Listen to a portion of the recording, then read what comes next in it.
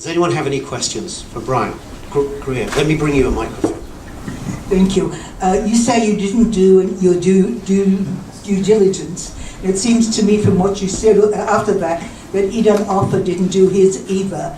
And would you perhaps suspect that he wanted to get into another tax bracket? I haven't heard that one before. There was a movie made, a television documentary made a number of years ago called The Shakshuka Effect, and it was a damning documentary against Edom Arthur and the Arthur brothers and his holdings, and so it was not flattering, and so there are a lot of people who don't love him as a character. That said, I never heard that he was trying to get into a higher tax bracket or do anything fishy. I think a lower tax bracket, right? I think what he was really trying to do was get past some of the negative press that he had, partly from the movie, partly from his holdings in oil and the Dead Sea Works, which gave him a really bad name. And by getting into clean energy, electric cars, it looked really good. If anything, I think that his motivation for not doing his due diligence was he was just so excited about the possibility of improving his reputation. You alluded to that it might have been a pivotal change that might have saved the company, so could you elucidate on that? Gary asked, what would be the pivotal change that I thought might have saved the company? Well, it wouldn't have made things good for us, actually, but I think when the company realized that it was not making money on cars in Israel with its infrastructure and its the pricing structure, it probably should have pulled out of Israel entirely and moved to China. Now, why China? Because they had an operation in China. It was just a visitor station and a demo center with a switchable battery car, but there was none of the sort of baggage, the financial baggage, the reputation baggage at that point that was going on in Israel. The Chinese have set goals that Israel has still not set, really, to switch their entire fleet to electric cars within the next 20 to 30 years. They have a huge pollution problem. Anybody who's been to Beijing knows you can't go out without a gas mask or one of those white masks on because it's just so polluted. And I think that it would have been radical. It would have left us with a car that we couldn't charge. It would have been embarrassing because you would have had these 40 stations all around the country that would have been the way they are today. But the company could have potentially continued. It could have raised more money. And it would have not ended as this sad Greek tragedy, but as the plucky company that pivoted to China. Brian, I'm curious about the board or those that were potentially responsible for looking at the numbers throughout the years. Maybe in the beginning they weren't as attentive, but as the burn rate was really increasing, nobody was aware what was going on. Nobody was checking. There was no board meetings where they would review financials. The one microphone curse here. I get time to think about my answer to that one. Thanks. So what happened is that at one point, about a year and a half, about 18 months before Shai Agassi was fired by Edom Arthur in September 2012, the CFO, the chief financial officer of the company, resigned along with a little bit after that, most of his finance team also resigned. And he resigned, and he told me, I interviewed him for the book, because he was very politically correct about it, but he didn't agree with the direction the company was going, which probably meant he didn't agree with the way that the company was spending or where it was putting its emphasis. He left, and the board of directors said, okay, we need a new CFO. The CFO is the guy who looks at the big picture, monitors all the numbers. And in Better Place's case, this was very important because there were many different divisions set up. There was the Israeli division. There was the Danish division. There was Better Place Labs, which was the R&D division, which was a separate division. There was the US division. There were all these different divisions, and there was no single point of authority or a person to ask, what are we spending? No one was looking at the numbers. And a new CFO was not hired until Shai Agassi left.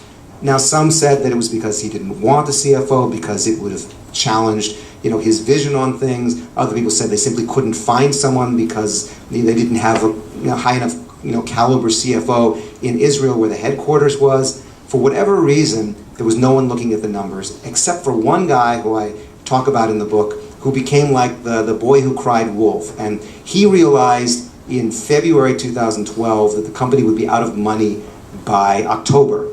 And he ran around to all the board members and to the management and said, we're going to be out of money, we're going to be out of money. And everyone got alarmed, but they didn't really listen, and eventually they ignored him.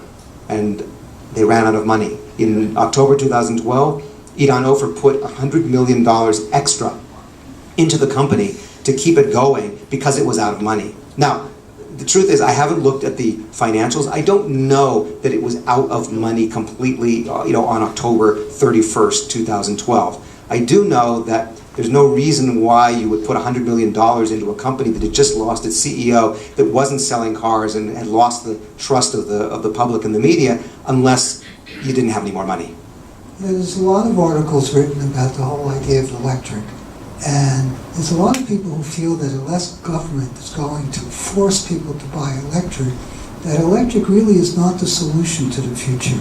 There's a lot of concern about how you produce electricity, all the oil, all the gas, all the pollution that goes into the production of electricity. There's a lot of concern about what's going to happen to all these batteries when they go out.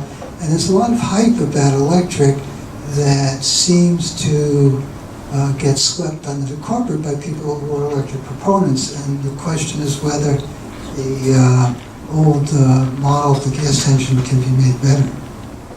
I actually would refer you to a podcast that you can get on the internet called Science Versus, where they look at the question of could we turn, and they looked at just the United States, turn the entire United States into using just electric power.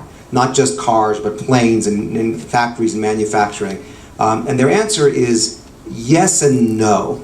The thing about electric, for electric cars or in general, is that it is not dependent on gas and coal and fossil fuels. There are other alternatives. There is the sun, there's hydropower, there's wind power.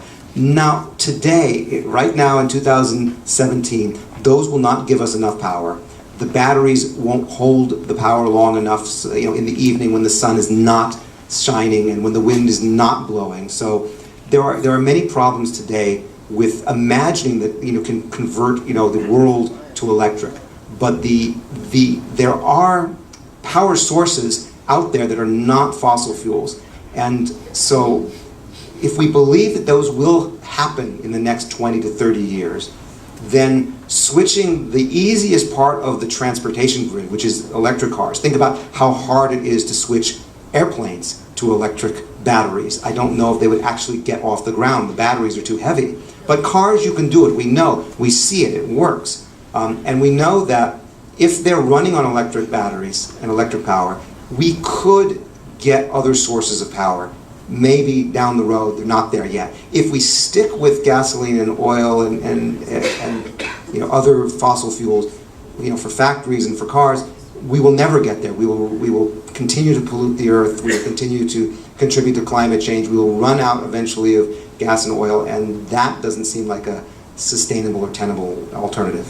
What happened to the cars and the charging stations? Where are they now? After the lawsuit of the 250 of us was settled, I'd say maybe half, maybe 3/4 of us sold our cars back to Renault. We got about half of what we paid for it, which is not actually bad for a 4-year-old car. It's not, as good as it could have been, but it's not terrible. Many people who own the car were not part of the lawsuit. People who were not part of the lawsuit were invited to get the settlement from Renault too, but many kept their cars. Because they said, what, this is a great city car. I know that I can't get from Jerusalem to the airport anymore. I can't get to Modi'in anymore. But I can drive it to the supermarket, and I can drive it to the central bus station to pick up my kids.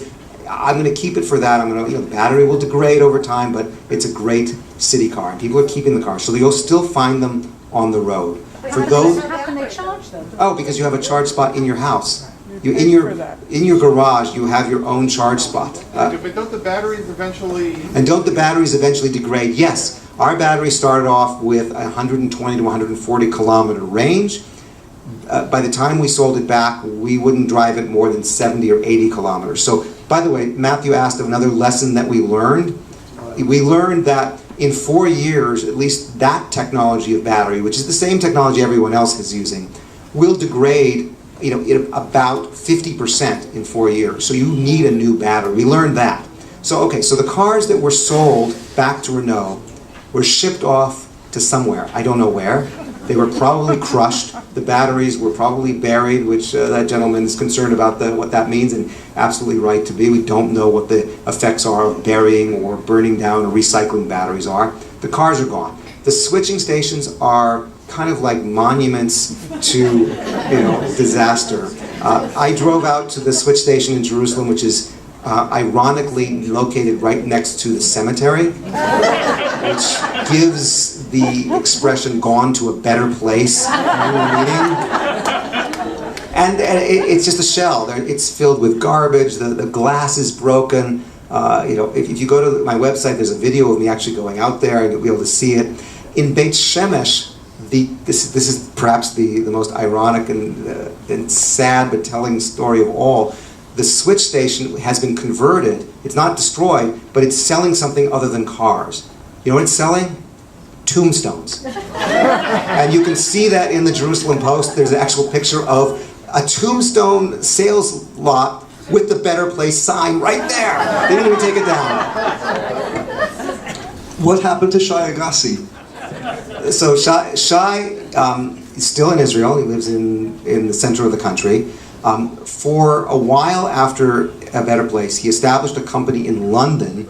The idea was to sell electric-powered, battery-switchable taxis. Not to sell them, but to work with the government to power taxis in London, which is actually an idea that other companies are looking at. And it's something that worked for Better Place. They had a demo in Japan, in Tokyo, that ran for about 3 to 6 months with electric battery switchable taxis. They were doing it in Amsterdam from the airport to the city. And it was a really good idea. And I don't know why it didn't succeed. He had the company, in stealth mode for about a year. There, people I talked to confirmed that was what he was doing, but it never, there was never anything written about it. The website was just a placeholder. But for whatever reason, it didn't work. And since then, he's been quiet. He speaks every once in a while at a conference about innovation, about the future of sustainable transportation. But to the best of my knowledge, he's not working on any companies anymore. I understand after this you're taking this back to the States. So maybe you can give us a lowdown, as long as you're here in Israel. Why was Israel the right place to do this? Or what are all the things that went wrong with Better Place because they were in Israel that might have worked different in Hawaii or Amsterdam or somewhere else? So I'll just address the very first thing you said is, yes, we are going on the road with this, doing talks in California in November and December. So if anybody watches this video and knows someone there, have them be in touch with me, and I'd be glad to bring it to your synagogue or organization or company. The reason that they came to Israel, was really because Shai Agassi is Israeli. The company was founded in Palo Alto. The headquarters is in Silicon Valley. The company was incorporated in Delaware, like so many companies are, especially Israeli companies. And the R&D arm was in Israel. The intention was never actually to have the headquarters in Israel, but at one point, Shai felt like he wanted to be closer to the R&D and closer to his family, so he moved back with most of his senior people and moved the headquarters to Rosh Hashanah, which is where Better Place had its headquarters in Israel. So there's no particular reason why it had to be in Israel other than the Israeli connection. That said, because Better Place only signed up Renault, the French car manufacturer, which doesn't sell in the United States, it never could crack the United States. Even if Hawaii wanted to, and they had an operation in Hawaii, they had charge spots, not switching stations, but charge spots, but they worked with the Chevy Volt, which is not a switchable battery car because Renault isn't there. It didn't really fly in France because the French don't drive 5-seat sedans. They like bigger cars or smaller cars. It wasn't that popular a car in France itself. It wasn't going to fly in Germany because the Germans don't like to buy French cars. It didn't fly in Australia because Renault didn't make a car that had the steering wheel on the other side. So, at the end of the day, there were a lot of reasons why it moved to Israel and got stuck in Israel, but didn't need to be in Israel. That said, I want to say one more thing that we learned, one more lesson. This is more a lesson about Israelis than it is about high tech in general or Better Place. And that is, we have a reputation in Israel of being the startup nation, which makes it seem like we are all risk takers and early adopters. That's what it seems like when you look at Israel. But we're not. Israelis are actually very conservative. We don't take risks. The high-tech people take risks with other people's money and then take their products to the United States or Europe. But in Israel, we're slow. Look at the bureaucracy that we have. Look at the fact that we still have to send faxes to some of the government offices. What's a fax? And we don't adopt technologies that fast. So if there was a thought that Better Place would succeed in Israel because it's a country of startup nation early adopters, that was proved wrong as well.